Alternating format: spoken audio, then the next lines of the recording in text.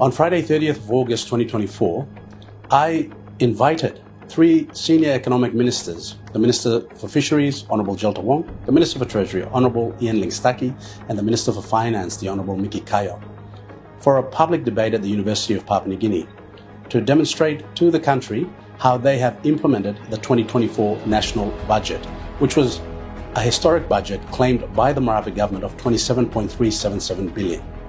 The country is interested to know where all this money has gone, how this government has fared in revenue generation. The country wants to know whether we've created any jobs. The country wants to know what's the economic impact of this budget. The country wants to know how have we fared in terms of health indicators, education indicators. The country wants to know how this budget will help them secure a future that is geared towards achieving Vision 2050, where we have a healthier, wealthier, wiser nation.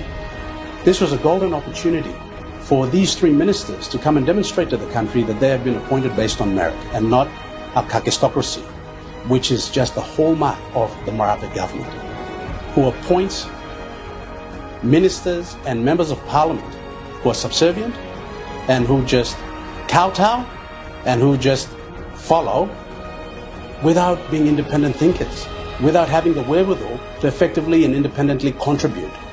This is why things are falling apart.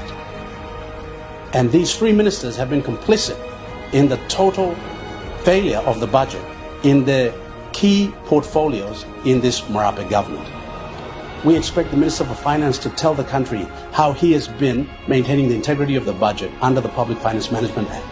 We expect the Minister of Fisheries to come and tell us why fisheries has not produced over $1 billion kina in revenue, why we haven't created over 100,000 jobs in the fisheries sector. We expect the good treasurer to come and tell us why he continues to borrow, to tell us when he will stop quantitative easing and the printing of money. We expect the good treasurer to tell us when he will stop melding treasury and the central bank and allow the central bank to operate independently, so we can stop this cost of living crisis that's currently affecting Papua New Guineans. We expect all three of them to come and promote the economic policies of the Marape government and stand by their performance. And if they're not able to do that in an academic setting like the University of Papua New Guinea, then what does that tell us about these ministers in cabinet? I stand by my call that the 2024 budget implementation has failed. The census has failed. Now we've pushed back the LLG elections to 2025, another failure. And this will be consistent with the track record of this Marape government. The country is in reverse gear, and these three economic ministers should hold their heads down in shame for their complicit involvement in the failure of the 2024 development budget.